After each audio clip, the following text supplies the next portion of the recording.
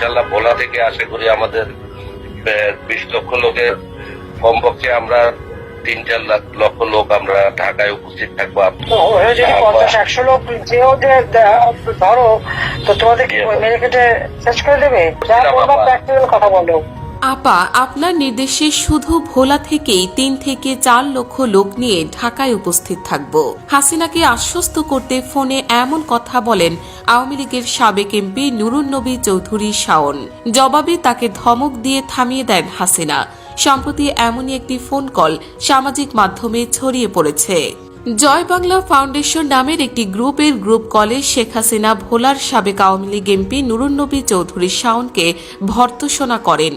Group কলের শুরুতে শাওন বলেন, আপা আপনার নির্দেশে শুধু ভোলা থেকে 20 লক্ষ লোকের মধ্যে 3 থেকে 4 লক্ষ লোক ঢাকায় উপস্থিত থাকবে। জবাবে হাসিনা বলেন, এত কথা বলো, আওয়ামী লীগের অফিসটা এখনো উদ্ধার করতে পারলে না তোমরা।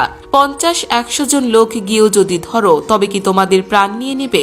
হাজার হাজার লক্ষ লক্ষ লোক আনার কথা বলছো, গল্প না বলে প্র্যাকটিক্যাল কথা বলো। প্রতিউত্তরে শাওন বলেন, আপা আমাদের পরিকল্পনা করা হয়েছিল, কিন্তু আবার কোনো একটি কারণে সেটি বন্ধ করা হয়েছে।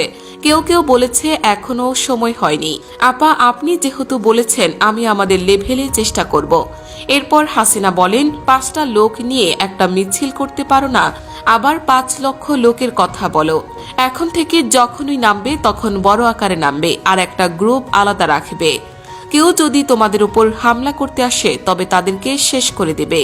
নেতা কর্মীদের নির্দেশ দিয়ে তিনি আরো বলেন, নিজেরটা নিজে অর্জন করতে হবে।